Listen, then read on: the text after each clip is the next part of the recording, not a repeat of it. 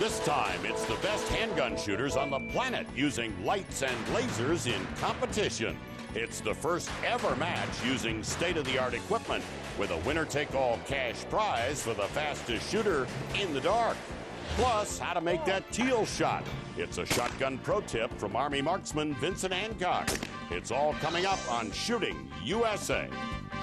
This is Shooting USA, reporting the stories of America's shooting sports.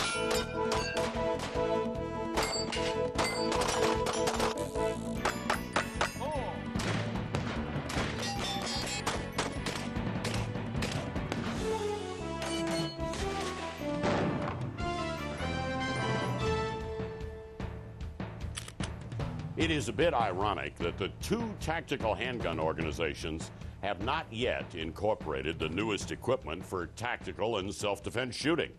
Neither the USPSA or the IDPA allows lasers or rail-mounted weapons lights. Well, that's exactly why three manufacturers decided it was time for a match of champions using that gear. It's the Light and Laser Invitational with $5,000 waiting for the winner. It's a cold and snowy day in the northeast corner of the country. Just another winter day outside the Smith & Wesson Shooting Sports Center. But inside, it's the match that is changing the rules of shooting competitions. The Smith & Wesson Light and Laser Invitational.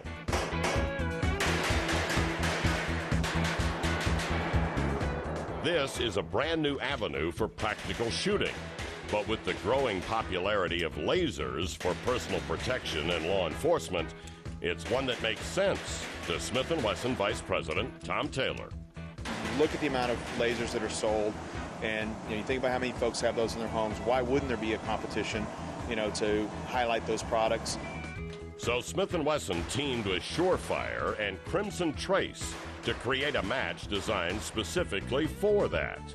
The result is a new kind of competition highlighted by the top competitors. We wanted to set up a format where we brought a lot of things together. We brought the best shooters in the world together to a great facility with great partners and really do something that was unique and different. And that was really what the discussion was about.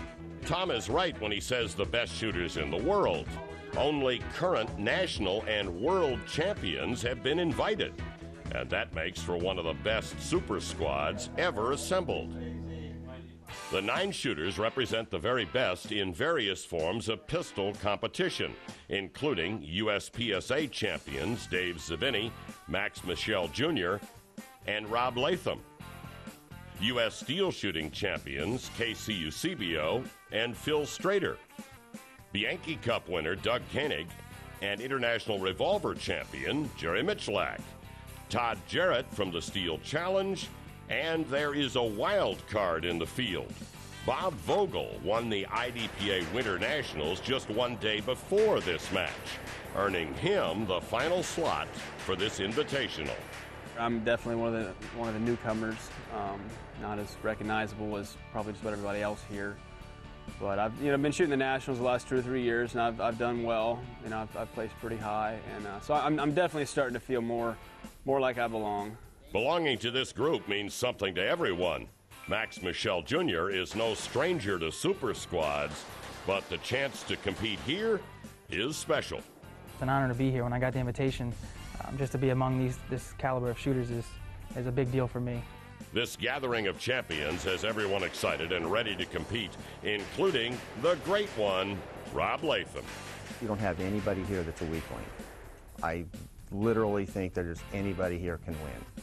And I can't even give you a prediction. I have no idea what's going to happen. Roll the dice. Letting it roll is Casey Eusebio's plan. The most decorated steel competitor ever is the young guy here, and he believes he has something to prove. I'm definitely the underdog at this competition, and I want to surprise people. I want to shock these older guys, show them what a young guy can do. Casey is the only one who thinks he's the underdog. Dave Zavini knows everyone here can put up fast times and clean runs. Well, you have a broad range of guys out there.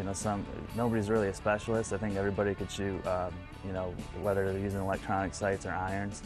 If it's got a trigger, the guys are going to be able to perform well with it. But just working your trigger will not be enough to win. Adding in the use of a rail-mounted light or a laser is new to competition.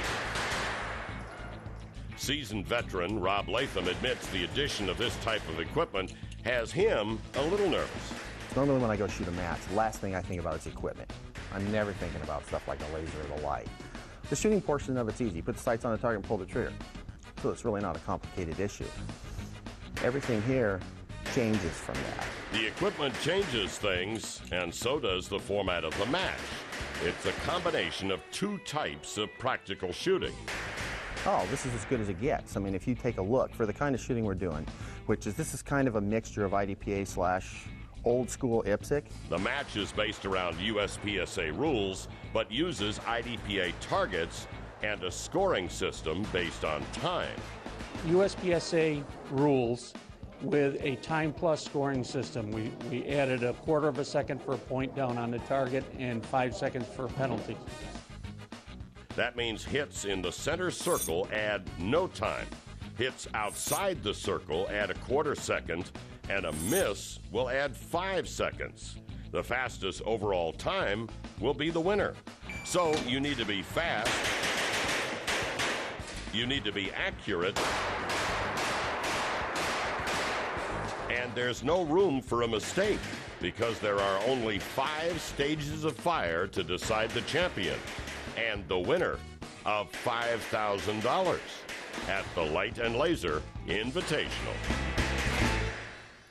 So, does having a winner-take-all cash prize put some pressure on these seasoned professionals? Yeah, you bet. We'll start them off on the first stage of fire right after the break.